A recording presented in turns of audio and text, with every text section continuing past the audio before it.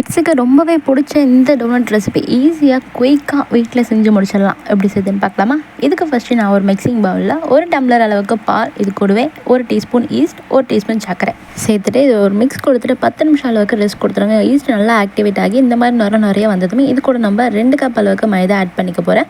உங்களுக்கு மைதா சேர்க்க விருப்பம் இல்லைன்னா கோதுமை கூட ஆட் பண்ணிக்கலாம். ஆனால் மைதா சேர்க்கும் போது தான் டோனட் பர்ஃபெக்டாக வரும். இப்போ இந்த மாவில் கொஞ்சமாக ஸ்பேஸ் ரெடி பண்ணி அதுக்குள்ளே உருக்கின வெண்ணெய் 2 டேபிள் ஸ்பூன் அளவுக்கு எடுத்துருக்கேன். சேர்த்துட்டு இது கூடவே 2 முட்டை, 1/4 கப் அளவுக்கு சர்க்கரையும் சேர்த்துட்டு நல்லா ஒரு வாட்டி மிக்ஸ் பண்ணி எடுத்துக்கோங்க. மெயினாக நீங்கள் கவனிக்க வேண்டியது முட்டையும் வெண்ணெயும் ரூம் டெம்பரேச்சரில் தான் இருக்கணும். அப்படி நீங்கள் வெண்ணெயை உருக்கி சேர்க்குறீங்க அப்படின்னா அதுவும் நல்லா கோல்டன் ஆனதுக்கப்புறமா இது கூட சேர்த்துக்கோங்க. இப்போ மாவை ஒரு 10 நிமிஷம் போல் நல்லா பிசைஞ்சிட்டு அதுக்கப்புறமா ஒரு ப்ரூஃப் ஆக விட்டுருங்க. அரை மணி நேரத்துலேருந்து 1 மணி நேரம் வரைக்கும் ப்ரூஃப் ஆக விட்டுருங்க. அதே மாதிரி மாவு ரொம்ப டைட்டாகவும் இருக்கக்கூடாது, ரொம்ப லூஸாகவும் இருக்கக்கூடாது. கரெக்டாக இந்த மாதிரி இழுத்தா மேலே வரணும். மாவு நல்லா ப்ரூஃப் ஆகி வந்ததும் இது ஒர்க்கிங் பிளேஸில் மாற்றிட்டு அதுக்கு மேலே கொஞ்சமாக மைதா டஸ்ட் பண்ணிவிட்டு இந்த மாதிரி கொஞ்சம் திக்காக திரட்டி எடுத்துக்கோங்க. இப்போ திரட்டி வச்சுருக்க மாவை உங்களுக்கு வேணுன்ற குக்கி கட்டர் இல்லை பவுல் வச்சு இந்த மாதிரி கட் பண்ணி எடுத்துக்கோங்க.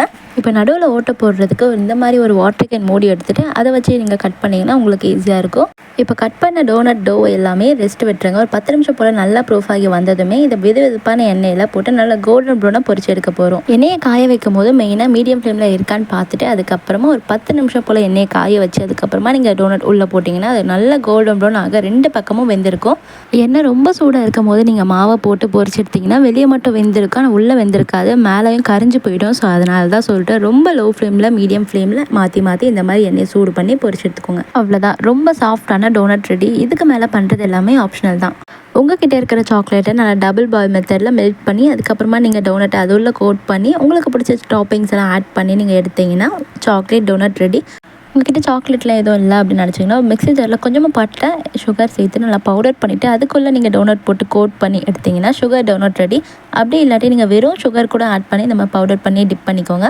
அவ்வளோதான், ரொம்ப சாஃப்ட் அண்ட் ஸ்மூத் அண்ட் சாஃப்டான ஒரு டோனட் ரெசிபி ரெடி. ஸோ கண்டிப்பாக பேக்கரியில் வாங்குற அதே டேஸ்ட்டில் இருக்கும். ஸோ உங்களுக்கு பிடிச்ச மாதிரி நீங்களும் வீட்டில் ட்ரை பண்ணி பார்த்து எப்படி இருந்துச்சுன்னு கமெண்ட்டில் சொல்லுங்கள். தென் வீடியோ பிடிச்சா மறக்காமல் லைக் பண்ணிவிட்டு சேனலை சப்ஸ்கிரைப் பண்ணிக்கோங்க.